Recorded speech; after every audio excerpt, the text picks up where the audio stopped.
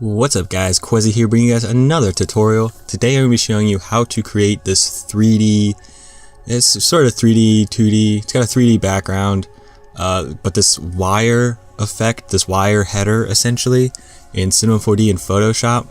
I asked you guys on Twitter what I should call this, and you guys had some pretty good names, like wires were brought up a lot, threads, making my skin crawl, poor cable management, I like that one. As well as noodle spadoodle, that's probably another good one, but I don't know what to call this, but I'm just going to go with a wired header, and basically it's creating this wired effect in Cinema 4D, bringing it into Photoshop and touching it up and adding some small details. So that's what I'm going to be showing you today. Before I get started, I just want to tell you guys to check out my Twitter and Instagram right now. I'm going to be popping, I'm going to be tweeting a lot for the World Cup. Check out my Patreon page. You guys can get videos early. You get all the files from my videos, including this one, and a bunch of stuff from my store, and just a bunch of free goods and whatnot. So check that out. Subscribe to the YouTube channel while you're here. Like this video, and let's get started. Alright, so let's just go ahead and jump into the tutorial. I'm going to hide the original. And the first thing you want to do is head to this description and download a Cinema 4D file I have for you. And the only thing that will be in that Cinema 4D file is this particle system.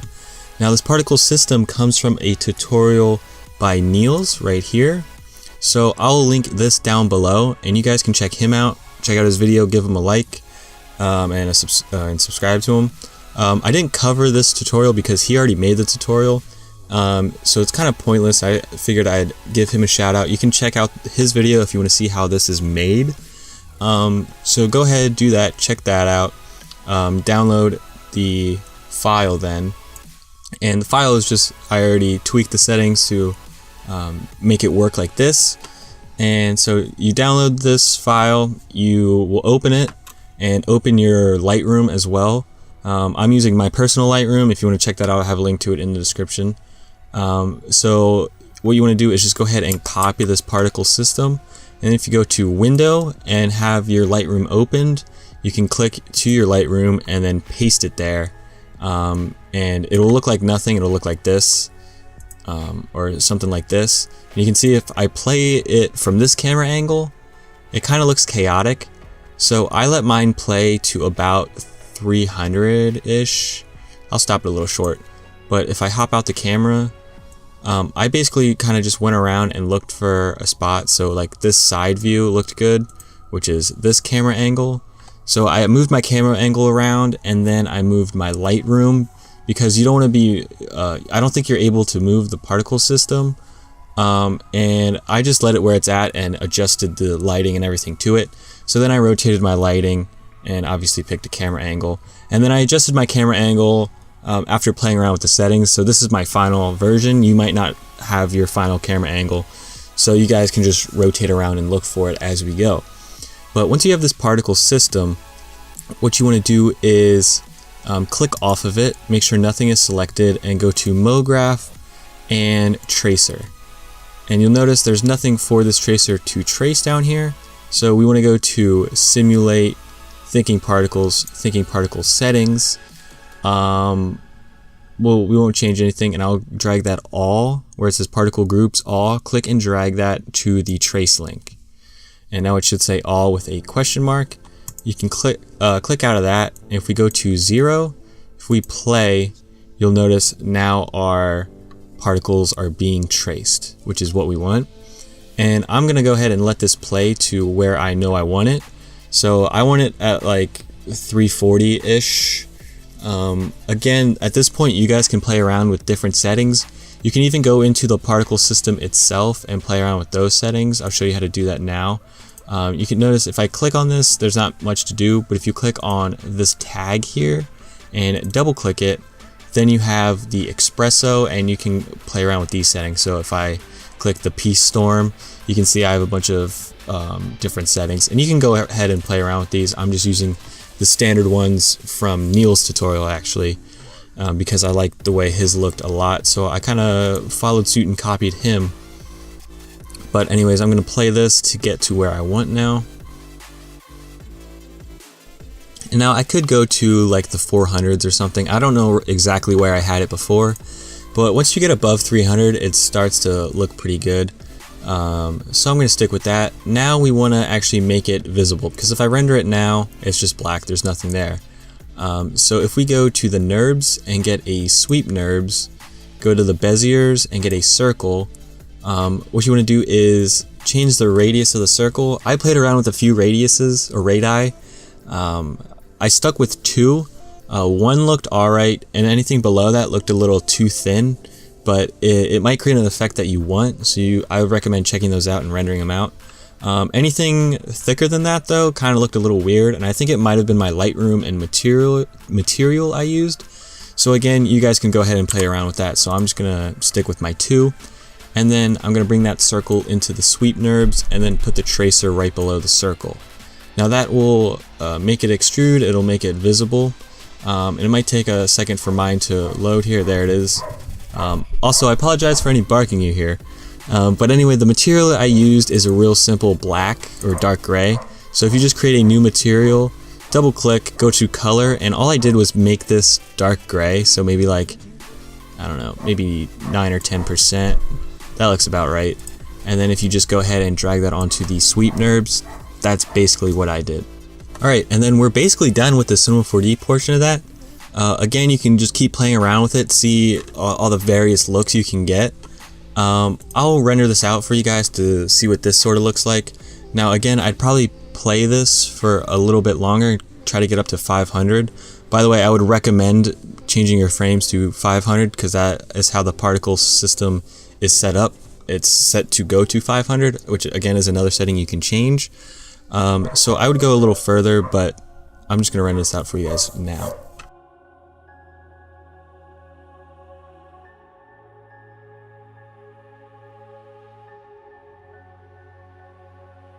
Well, the render is taking a long time, so I'm just going to show you the couple versions I rendered out.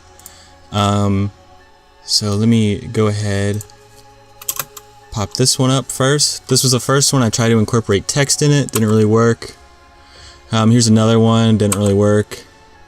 And then here's one of the ones that I did. This was at like 300 frames maybe.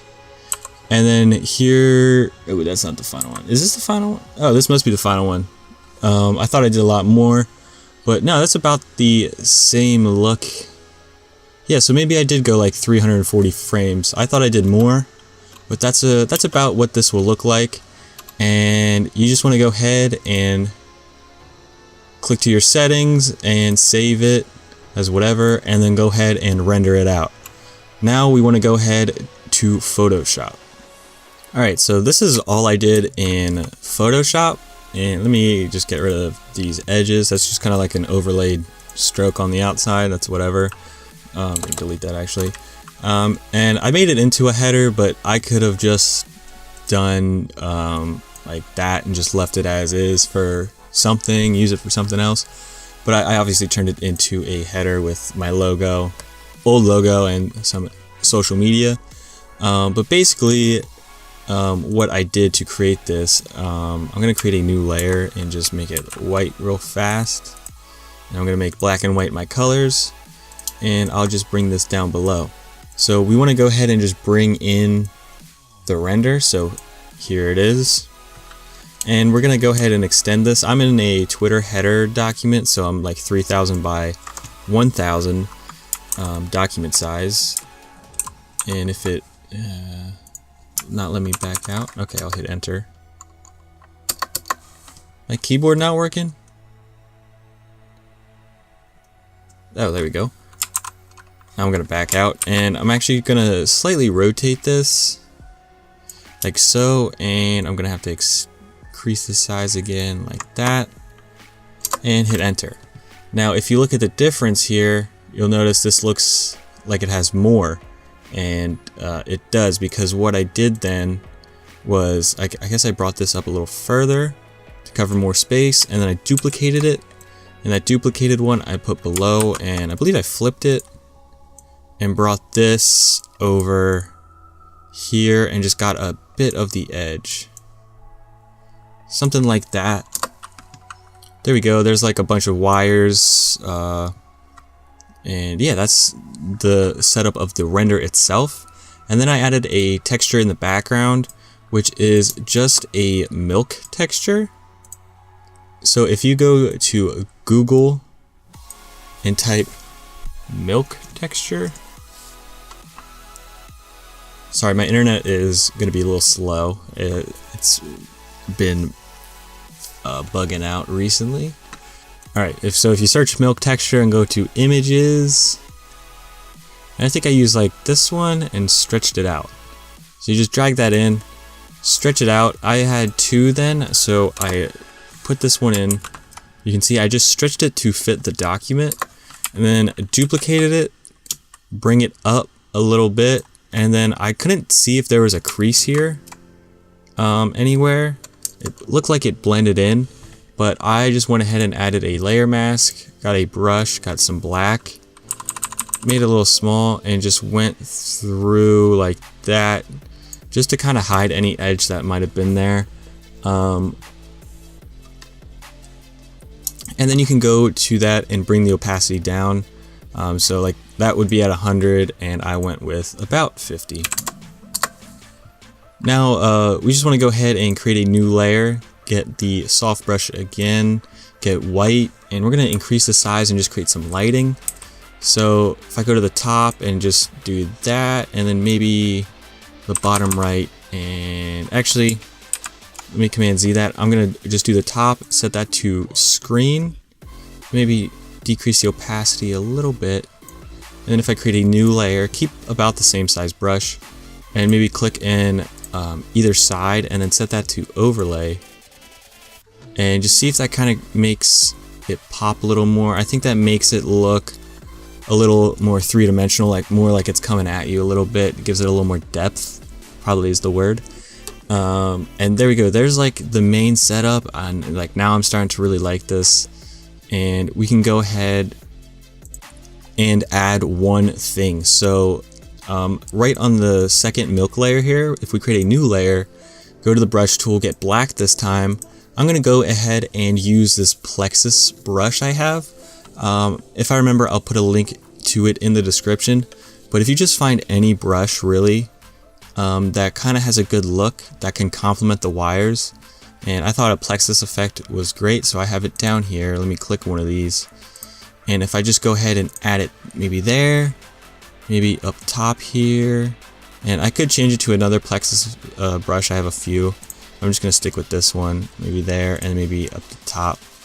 And I thought that just made it look a little nicer and add to the wired effect.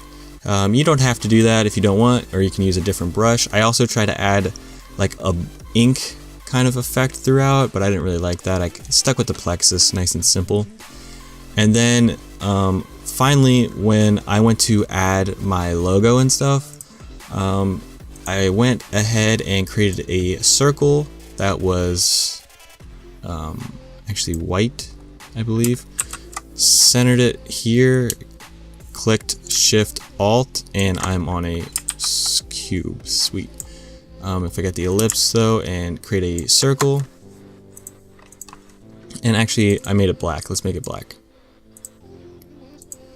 And what I did was on the organic render, I duplicated that, put it above the ellipse, Alt click to make it a layer mask, right click, rasterize, filter, blur, Gaussian blur, yeah, about 7 pixels, click OK, and then you could decrease the opacity, I think it's fine, and then I just went and added the logo on top. So let me just duplicate my logo.